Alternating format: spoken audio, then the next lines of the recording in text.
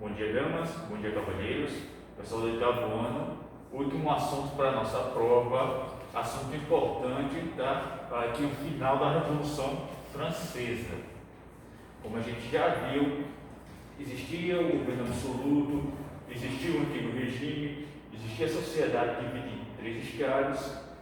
O rei, apesar da crise financeira, da fome que passava a França, naquele período de mais colheitas ruins, quis aumentar impostos. Para aumentar os impostos, ele convocou uma assembleia, porém, as ideias iluministas de contestação do poder absoluto do rei já tinham ganhado a população, tanto a burguesia, os sans-culottes, que eram o que? Os sans-culottes eram o povo, eram os trabalhadores, eram as camadas mais baixas, né, financeiramente falando, politicamente falando, e parte da nobreza também. Então, essas ideias iluministas tinham cunho também tanto anti-monarquia, anti-poder absoluto, quanto anticlerical, ok? Bom, nesse sentido, o que é que aconteceu? Essa assembleia, que antes era apenas para aprovar o aumento de impostos que o rei queria, transformou-se numa assembleia constituinte. As pessoas já não quiseram aumentar os impostos, passaram a contestar o poder do rei. Vamos fazer o seguinte, vamos fazer uma nova Constituição, a gente só sai daqui após fazer uma nova Constituição. Houve aquele conflito para saber se o voto seria por estado ou nominal, né, de cabeça. Então, devido às pressões, o rei cedeu, passou a ser o voto nominal lá na Assembleia Gerais, nos Estados Gerais. E isso foi mostrando que o rei já não tinha tanto poder, já não tinha essa capacidade de mandar e ser obedecido. Essas revoltas que estavam concentradas nos Estados Gerais, né, nas disputas políticas, ganharam as ruas. Foi um período de grande violência. O pessoal estava muito revoltado devido a toda aquela situação de fome, de grandes impostos. Então, houve um movimento que simbolizou esse aspecto da Revolução Francesa, simbolizou o fim do poder real, que demonstrou aí que o rei já não tinha tanto poder assim, que foi a queda da Bastilha, né? Populares invadiram a Bastilha. O que era a Bastilha? Era uma prisão onde o rei mandava prender, mandava guardar seus inimigos políticos, né? Então, a Bastilha era uma prisão de presos políticos. Então, pessoal revoltosos lá da França invadiram a Bastilha e libertaram todos os presos políticos.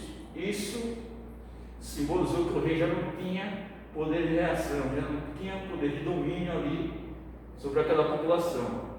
Okay? Passado isso, teve a Assembleia dos Estados Gerais, foi promulgada essa nova Constituição, e essa nova Constituição, qual foram as características dela? Bom, primeiro, o Estado passou a ser laico, desvincula a perspectiva da igreja está influenciando, não tem nada a ver agora mais com a igreja, agora o Estado é laico. Segundo, perspectiva dos direitos humanos, toda aquela perspectiva iluminista, igualdade, liberdade, fraternidade, todos esses princípios. Bom, uma coisa certa, existe uma grande diferença entre esses princípios serem vivenciados na prática e esses princípios entrarem no corpo jurídico, né, nas leis. Existe uma grande diferença entre uma coisa e outra, mas aqui já foi inserido nas leis, ok? Outra perspectiva, a divisão de três poderes, ali como a gente viu no primeiro bimestre, com a proposta de Montesquieu, certo? O pensador iluminista, dividir três poderes, lembrando que agora a monarquia está fora, ok? Essa coisa de três poderes, retirando a monarquia, a gente vai ver também na Proclamação da República. Caso vocês já viram aí a Proclamação da República, vou ver, aliás, no nono ano, ok? Bom, houve essa Constituição, monarca perde o poder, rei perde o poder. Bom, esses eventos que estavam acontecendo na França não deixaram de ser observados pelos países vizinhos. Os países olharam assim, poxa, o povo lá tirou a monarquia do poder. Outros países monarquistas observaram essa situação não acharam confortável, viu que isso também poderia acontecer no país deles, caso houvesse sucesso dessa revolução. Então tentaram atacar a França para fazer com que o rei Luís XVI voltasse ao poder. Então, quais países atacaram a França nesse aspecto, nesse momento aqui, tá? A Prússia e a Áustria se juntaram e atacaram a França. Porém, os franceses conseguiram se articular, conseguiram amar o povo, e esse exército do povo, esse povo francês, conseguiu se defender do ataque da Prússia e da Áustria. Bom, esse caráter da Revolução Francesa ele teve um caráter muito belicoso, muito violento. E quando a Prússia e a Áustria atacaram a França para tentar devolver o poder ao rei Luís XVI, eles perceberam o seguinte: olha, quando houver monarquia, quando tiver um monarca, sempre vai ter alguém querendo a restauração da monarquia. Nesse princípio, condenaram à morte o rei Luís XVI, okay? Tanto ele quanto a sua esposa. Bom, a Revolução Francesa e algumas ideias iluministas, muito antes dessa batalha, já pregavam uma revolução violenta, ok? Mas a morte do rei aconteceu apenas depois dessa contestação da Prússia e da Áustria. Bom, a partir dessa nova Constituição, houve aí a Convenção Nacional, onde tinha os jacobinos e os girondinos, que eram as principais forças políticas ali da Revolução Francesa, certo? Sendo os jacobinos os mais radicais. Lembrem disso, ok? Bom, eu falei para vocês que a Revolução Francesa tinha um caráter anticlerical, e de fato teve, né, na igreja. Por exemplo, um símbolo disso, né, o nosso calendário, ele é baseado em antes e depois de Cristo, certo? 2020 depois de Cristo. Quando foi feita a Revolução Francesa, eles aboliram esse calendário, eles criaram um novo calendário. E qual seria o marco da história da humanidade nesse sentido? A própria Revolução Francesa, a própria proclamação da República Francesa. Nesse sentido, a proclamação desse novo calendário gerou o ano 1 da República. Ou seja, a referência não era mais Cristo, a referência agora política, certo? A referência da ação daqueles homens, ok? Outra perspectiva importante lembrar: quem eram esses coletes? Eram a grande massa de trabalhadores, certo? Pequenos camponeses, trabalhadores urbanos também, ok? Esses geralmente eram insuflados para serem os mais violentos, e essa grande massa, o volume grosso da população, que levava à frente a demandas de revolta, certo? Outra perspectiva, outro pensador importante foi Robespierre. Em um dado momento, com o apoio dos sans-culottes, os girondinos saíram aí do poder, não conseguiram impor suas vontades, não conseguiram realizar suas vontades na direção ou em sua participação no governo francês nessa época. Então a gente teve uma fase aí de predomínio dos jacobinos, ok? E nesse predomínio dos jacobinos, nesse predomínio aí da ação do Robespierre e etc., tivemos aí uma nova Constituição. Essa nova Constituição, ela teve um caráter mais radical, de maior mudança do que a outra. Que mudanças foram essas? Reforma agrária, o congelamento dos preços, a instituição de escolas públicas. Perceba que antes, muito da educação francesa era feita em escolas religiosas. Então, construir escolas que fossem públicas, ou se fossem laicas, era importante para tentar diminuir a influência da igreja sobre a população. E a perspectiva do voto universal, inclusive para mulheres, ok? Então, coisas importantes. Tivemos aí duas constituições separadas, com medidas diferentes, certo? Tivemos a primeira Constituição, assim que foi feita a Revolução, ok? E tivemos a segunda Constituição, a partir do governo jacobino, ok? Bom, esse período, ele teve conflitos externos e internos. Perceba que a Prússia e a Áustria, elas, apesar de algumas derrotas, elas não tinham desistido aí de tentar restaurar a monarquia, de tentar acabar com essa sublevação na França. Perceba que essa revolução, ela tinha um caráter extremamente violento, tanto que o governo do Robespierre, foi conhecido como terror, certo? Pelo terror. Essas mesmas pessoas que diziam não, liberdade, igualdade, fraternidade, quando assumiram o poder, tiveram esse caráter de perseguição dos adversários políticos, ok?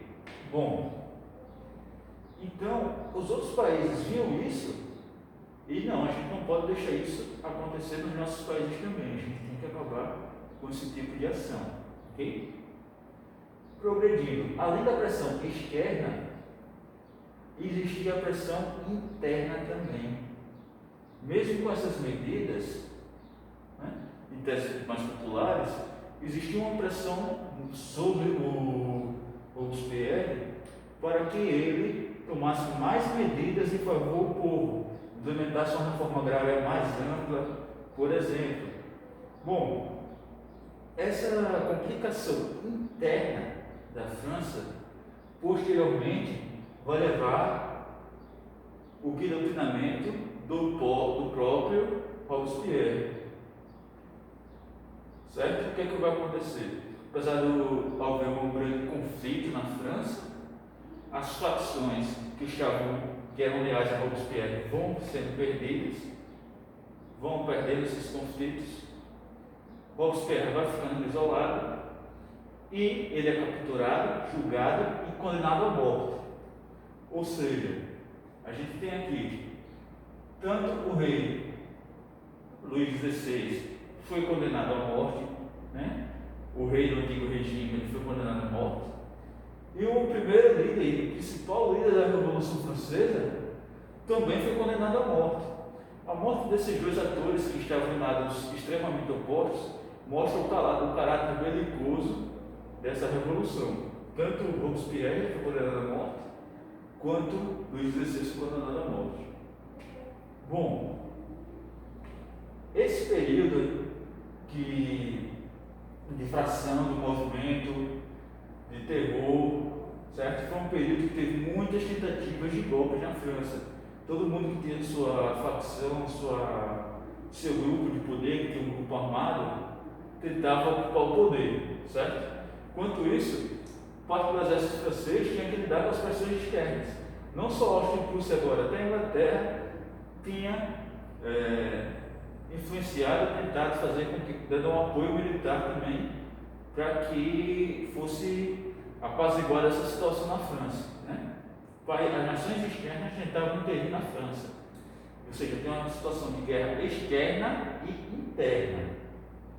Bom, uma dessas conspirações foi a conspiração dos iguais, ok? Que propunha uma certa reforma agrária mais ativa, uma certa proposta de direitos sociais. Essa também foi, como é que eu posso dizer, não teve sucesso, foi infrutífera, ok? Bom, nesse contexto de conflitos sociais, de guerras, tanto externas quanto internas, uma figura foi ganhando destaque. Um jovem que estava tendo uma carreira militar brilhante. A cada batalha ele subia de posto, porque ele cumpria muito bem suas funções, e com 25 anos ele chegou a ser general. Esse jovem chamado Napoleão. Napoleão, devido às suas grandes vitórias, ele demonstrou que era um líder, ele demonstrou que era um excelente general, um excelente estrategista, e também, por causa de seus feitos em defender a França, ele demonstrou que ele conseguiu o status, melhor dizendo, de herói, de heroísmo. Então a gente tem essas três características que vão levar a Napoleão ao poder. Vai ter intervenção, vai ter o golpe do 18 de Brumário, certo? Vai constituir o que seria uma triarquia, né, com três pessoas no poder, né, formando aqui um consulado, né, o governo de cônsules, para essa medida restritiva, sendo que o principal deles é Napoleão. Ok? Então, dessa confusão toda que aconteceu na França, como é que a gente vai colocar isso em uma linha cronológica e uma linha de fatos e acontecimentos? Só para resumir, para a gente fechar essa aula com coisas que a gente precisa ter em mente. Primeiro, a situação na França estava ruim, fome, altos impostos, colheitas ruins, colheitas fracas. O rei reúne a assembleia para aumentar os impostos. Essa assembleia, esse povo já está muito influenciado pelas ideias iluministas, em vez de aumentar os impostos, começa a questionar a finalidade e a autoridade de ter um rei. Bom, nesse sentido, essa assembleia que antes era apenas os estados gerais para aumentar os impostos, viram uma constituinte.